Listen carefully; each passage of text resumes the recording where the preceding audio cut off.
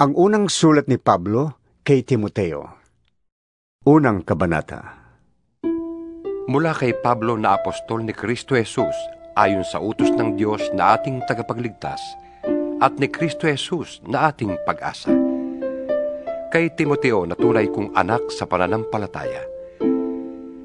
Sumaiyo nawa ang pagpapala, habag at kapayapaan buhat sa Diyos Ama at kay Kristo Jesus na ating Panginoon.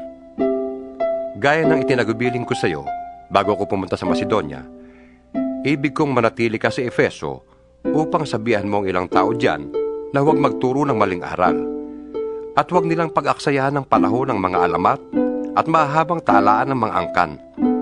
Yan ay pinagmumulan lamang ng mga pagtatalo at hindi nakakatulong sa tao upang matupad ang plano ng Diyos sa pamamagitan ng pananampalataya. Ang layunin ng tagubiling ito ay upang magkaroon kayo ng pag-ibig na nagmumula sa pusong dalisay, malinis na budhi at tapat na pananampalataya. May ilang tumalikod sa mga bagay na ito at nalulong sa walang kabuluhang pakikipagtalo. Ibig nilang maging tagapagturo ng kautusan, gayong hindi naman nila nauunawaan ang kanilang sinasabi at ang kanilang ipinagpipilitang ituro. Alam naman natin ang kautusan mabuti kung ginagamit sa tamang paraan. Alalahanin nating ang kautusan ay hindi ginawa para sa mabubuting tao, kundi para sa mga walang kinikilalang batas at mga kriminal, para sa mga hindi kumikilala sa Diyos at mga makasalanan, para sa mga lapastangas sa Diyos at walang hilig sa kabanalan, para sa mga mamamatay tao at pumapatay ng sariling ama o ina. Ibinigay rin ang kautusan para sa mga mahihilig sa kahalayan at nakikiapid sa kapwa lalaki, para sa mga kidnapper, para sa mga sinungaling, at mga saksing hindi nagsasabi ng totoo. Ang kautusan ay ibinigay para sa lahat ng mga sumasalungat sa mabuting aral. Ang aral na ito'y ayon sa magandang balita na ipinagkatiwala sa akin ng dakila at mapagpalang Diyos. Nagpapasalamat ako sa ating Panginoong Hesukristo na nagbibigay sa akin ng lakas, dahil itinuring niya akong karapat-dapat na maglingkod sa Kanya. Kahit na noong unay nilapastangan, inusig at nilait ko siya. Sa kabila nito'y nahabag sa akin ng Diyos, sapagkat hindi ko nalalaman ang aking ginagawa noong ako'y hindi pa sumasampalataya. Sumagana sa akin ang kagandahang loob ng ating Panginoon at ipinagkaloob niya sa akin ang pananampalataya at pag-ibig na natatagpuan sa ating pakikipag-isa kay Kristo Jesus. Totoo ang pahayag na ito at dapat paniwalaan ng lahat, na si Kristo Jesus ay dumating sa sanlibutan upang iligtas ang mga makasalanan, at ako ang pinakamasama sa lahat. Ngunit akong pinakamasama ay kinahabagan upang ipakita ni Kristo Jesus kung gaano siya katiyaga at maging halimbawa ito sa mga sasampalataya at bibigyan ng buhay na walang hanggan. Purihin natin at walhatiin magpakailanman ang iisang Diyos, Haring walang hanggan, walang kamatayan at di nakikita. Amen. Timoteo, anak ko, ang mga bagay na ito'y itinatagubilin ko sa iyo ayon sa mga pahayag na sinabi tungkol sa iyo, upang sa pamamagitan ng mga ito ay masigla kang makipaglaban.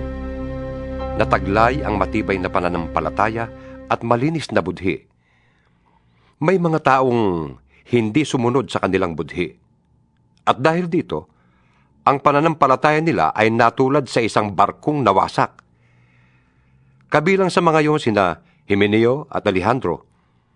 Kaya ay pinaubaya ko na sila kay Satanas upang matigil na ang kanilang paglapastangan sa Diyos. Ikalawang kabanata. Una sa lahat, ipinapakiusap kong idulog ninyo sa Diyos ang inyong mga kahilingan, panalangin, pagsamo, at pasasalamat para sa lahat ng tao, at para sa mga hari at may kapangyarihan, upang tayo makapamuhay ng tahimik, payapa, marangal, at may kabanalan. Yan ang mabuti at nakalulugod sa Diyos na ating tagapagligtas. Ibig niyang ang lahat ng tao ay maligtas at makaalam ng katotohanan ito. Iisa ang Diyos at iisa ang tagapamagitan sa Diyos at sa mga tao, ang taong si Kristo Jesus, na naghandog ng kanyang buhay upang tubusin ang lahat. Ang katotohanan ito ay pinatunayan sa takdang panahon. Dahil dito, ako'y pinili upang maging tagapangaral, apostol, at tagapagturo ng pananampalataya at katotohanan ito sa mga hintil. Totoo ang sinasabi kong ito at hindi ako nagsisinungaling. Ibig kong ang mga lalaki sa lahat ng dako ay manalangin ng may malinis na puso, walang sama ng loob at galit sa kapwa. Ang mga babae naman ay dapat maging mahinhin, maayos at maingat sa pananamit at ayos ng buhok. Ang maging hiyas nila'y hindi ang mamahalin at mararangyang damit, mamahaling alahas na ginto o perlas. Sa halip, ang maging gayak nila ay mabubuting gawa, gaya ng nararapat sa mga babaeng itinuturing na makadiyos. Ang babae ay kailangang tumahimik sa panahon ng pagpupulong ng iglesia at lubos na pasakop.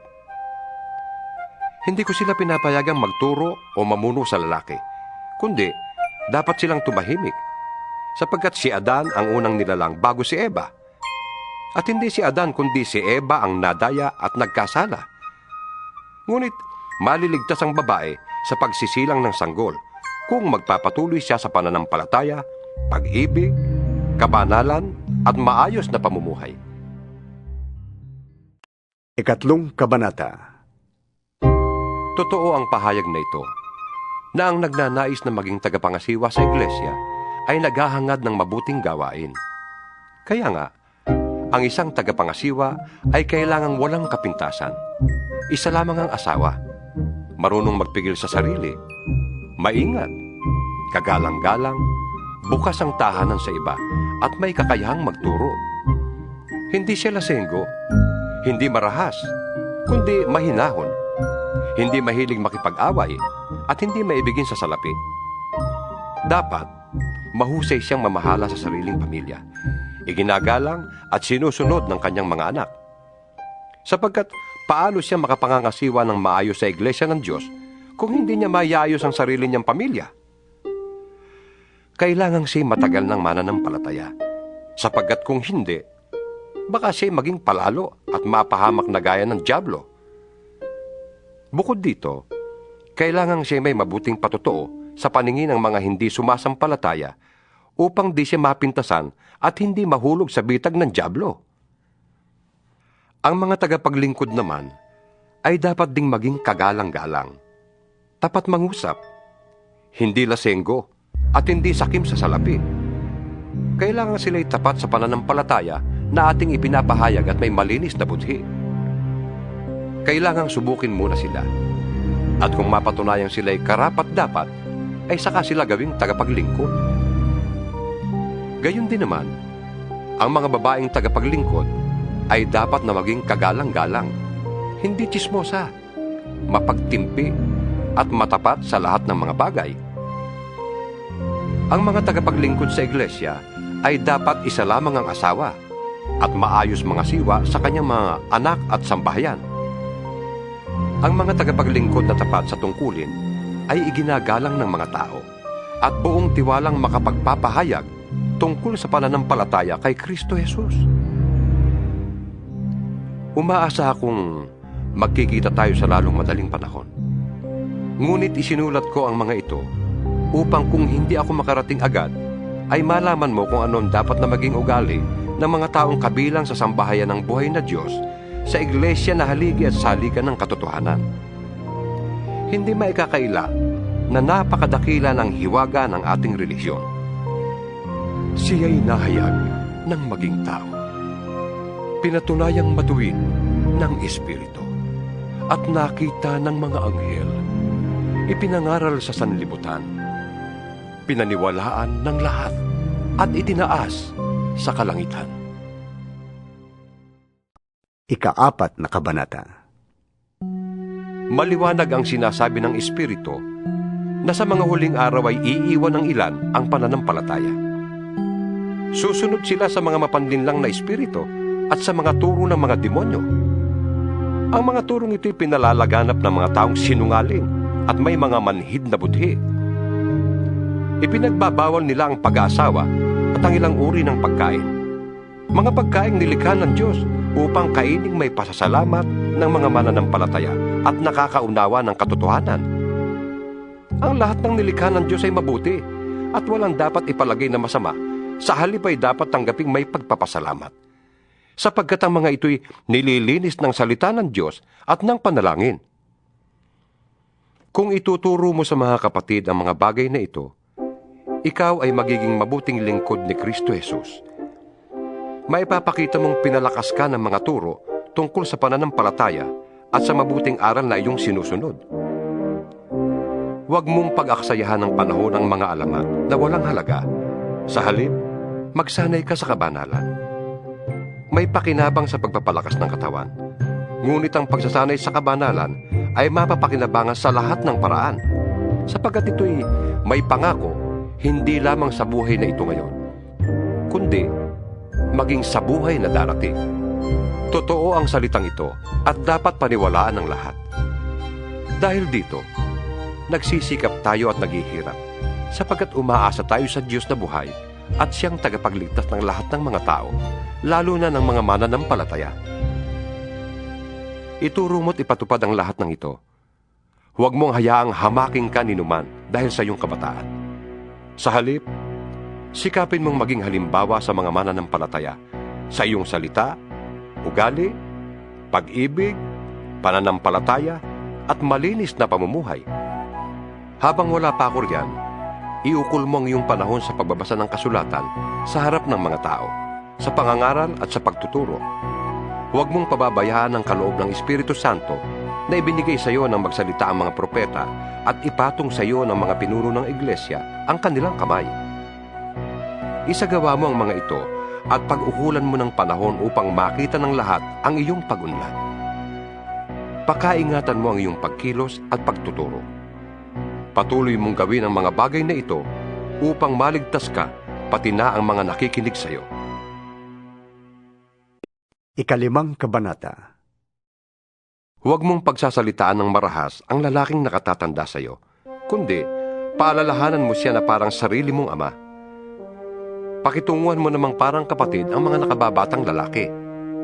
Ituring mong parang sariling ina ang matatandang babae, at pakitunguhan mo ng buong kalinisan ang mga kabataang babae na parang mga kapatid.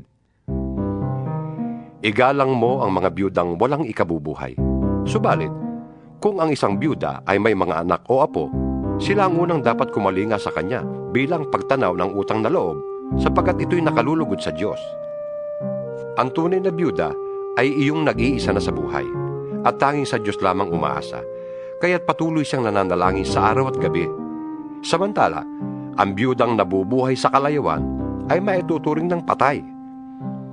Ipatupad mo sa kanila ang utos na ito upang walang maisumbat sa kanila ang sinuman. Ang sinumang hindi kumakalinga sa kanyang mga kamag-anak, lalo na sa mga kabilang sa kanyang pamilya, ay tumatalikod sa pananampalataya at mas masama pa sa isang di mananampalataya. Ang biyudang dapat isama sa listahan ng tutulungan ay iyong di bababa sa 60 taong gulang. Minsan lamang nag-asawa, kilala sa paggawa ng kabutihan, nagpalaki ng maayos sa kanyang mga anak, magiliw tumanggap sa nakikituloy sa kanyang tahanan, naglingkod ng may kababaang loob sa mga kapatid sa Panginoon, tumulong sa mga nangangailangan at inialay ang sarili sa paggawa ng mabuti. Huwag mong isasama sa listahan ng mga biyuda ang mga bata pa, sapagkat kapag nag-aalabag ka nilang pagnanasa, mapapalayo sila kay Kristo at mag-aasawang muli. Sa gayon, nagkakasala sila dahil sa hindi pagtupad sa una nilang pangako kay Kristo. Sila'y nagiging tamad at nag-aaksaya ng panahon sa pangangapit bahay. At sila'y nagiging tsismosa, mahilig makialam sa buhay ng may buhay at madaldal. Kaya't para sa akin, mabuti pang sila'y mag-asawang muli, magkaanak at mag-asikaso ng tahanan, upang ang ating kaaway ay hindi magkaroon ng pagkakataong mapintasan tayo, sapagkat may ilan ng biyudang nailigaw ni Satanas. Kailangang alagaan ng babaeng mananampalataya ang mga kamag-anak nilang biyuda, nang hindi sila maging pabigat sa iglesia. Sa gayon, ang aalagaan ng iglesia ay yun lamang mga biyudang walang ibang inaasahan. Ang mga pinunong mahusay mamahala ay karapat-dapat tumanggap ng dobling paggalang, lalo na ang mga masigasig sa pangangaral at pagtuturo ng salita ng Diyos. Sapagkat sinasabi ng kasulatan, huwag mong tatalian ang bibig ng baka habang ginagamit sa pag-iik. Nasusulat din, ang manggagawa ay karapat-dapat bayaran. Huwag mong tatanggapin ang anumang paratang laban sa isang pinuno ng iglesia kung walang patotoo ng 2 o 3 saksi. Pagsabihan mo sa harap ng lahat, ang sino mang ayaw tumigil sa paggawa ng masama para matakot ang iba. Sa harap ng Diyos at ni Kristo Jesus at ng kanyang mga banal na mga anghel, iniuutos kong sundin mo ang mga bagay na ito nang walang kinikilingan o itinatangi. Huwag mong ipapatong agad ang iyong kamay sa sino man upang bigyan ito ng kapangyarihang mamahala. Ingatan mong huwag kang masangkot sa kasalanan ng iba. Manatili kang walang dungis. Huwag tubig lamang ang iyong iinumin. Uminom ka rin ng kaunting alak para sa iyong sigmura at dahil sa iyong madalas na pagkakasakit. May mga taong lantad na ang kasalanan bago pa humarap sa hukuman. At meron din namang ang kasalanan ay huli na kung mahayag. Gayon din naman, may mabubuting gawa na madaling mapansin. Ngunit, kung hindi man mapansin agad, ito'y hindi malilihim habang panahon. 6 na kabanata. Ang mga alipin ay dapat magpakita ng buong paggalang sa kanilang mga amo para walang masabi laban sa pangalan ng Diyos at sa ating mga aral. At kung ang kanila namang amo ay kapwa nila Kristiyano, hindi sila dapat magkulang ng paggalang sa mga ito sa dahilang sila'y magkapatid sa pananampalataya. Dapat pa nga nilang pagbutihin ang kanilang paglilingkod sapagkat ang pinaglilingkuran nila ay kaisa sa pananampalataya at pag-ibig. Ituro mo't ipatupad ang mga bagay na ito. Kung nagtuturo ang sino man ng ibang turo at di sang-ayon sa mga tunay na salita ng Panginoong Hesukristo at sa mga aral tungkol sa kabanalan, siya ay nagyayabang, ngunit walang nalalaman. Sakit na niyang manuligsa at makipagtalo tungkol sa mga salita. Bagay na humahantong sa inggitan, alitan, kutsaan at pagbibintang. Mahilig din siya makipagtalo sa mga taong liko ang pag-iisip at di kumikilala sa katotohanan. Akala ng mga ganitong tao ay paraan ng pagpapayaman ang relihiyon. Kung sa bagay, malaki nga ang mapapakinabang sa relihiyon kung ang tao ay marunong masyahan. Wala tayong dalang anuman sa sanlibutan at wala rin tayong madadalang anuman pag-alis dito. Kaya, dapat na tayong masyahan kung tayo'y may kinakain at may isinusuot. Ang mga nagnanasang yumaman ay nauhulog sa tukso at nasisilo sa bitag ng masasamang hangaring magtutulak sa kanila sa kamatayan at kapahamakan. Sapagkat ang pag-ibig sa salapi ay ugat ng lahat ng kasamaan. Dahil sa paghahangad na yumaman, may mga taong nalalayo sa pananampalataya at nasasadlak sa maraming kapighatian. Ngunit ikaw na lingkod ng Diyos, umiwas ka sa mga bagay na ito. Sikapin mong mamuhay ng matuwid, may kabanalan, pananampalataya, pag-ibig, pagtitiis at kahinahunan. Ipaglaban mo ng puspusan ng pananampalataya. Manangang kang mabuti sa buhay na walang hanggan dahil diyang katinawag ng Diyos nang ipahayag mo sa harap ng maraming saksi ang iyong pananalig kay Kristo. Hindi uutos ko sa iyo, sa ngalan ng Diyos na nagbibigay buhay sa lahat, at sa harap ni Kristo Jesus na nagbigay ng mabuting patotoo kay Poncio Pilato. Sundin mong mabuti ng may katapatan ang mga iniutos sa iyo hanggang sa pagbabalik ng Panginoong Hesukristo. Siya'y darating sa panahong itinakda ng mapagpala at makapangyarihang Diyos, Hari ng mga hari at Panginoon ng mga Panginoon. Siya lamang ang walang kamatayan at nananatili sa liwanag na di matitigan. Walang taong nakakita o makakakita sa Kanya. Sa Kanya ang karangalan at kapangyarihang walang hanggan. Amen. Ituro mo sa mayayaman na huwag silang magmamataas at huwag silang umasa sa kayamanang lumilipas, kundi sa Diyos na masaganang nagbibigay ng lahat ng ating kailangan upang tayo'y masiyahan. Turuan mo silang gumawa ng mabuti at magpakayaman sa mabuting gawa. Maging bukas palad at matulungin sa kapwa. Sa gayon, makakapag-impok sila para sa matatag na hinaharap at makakamtan nila ang tunay na buhay. Timoteo, pakaingatan mo ang ipinagkatiwala sa iyo. Iwasan mo ang mga usapang walang kabuluhan at ang likong pangangatwiran.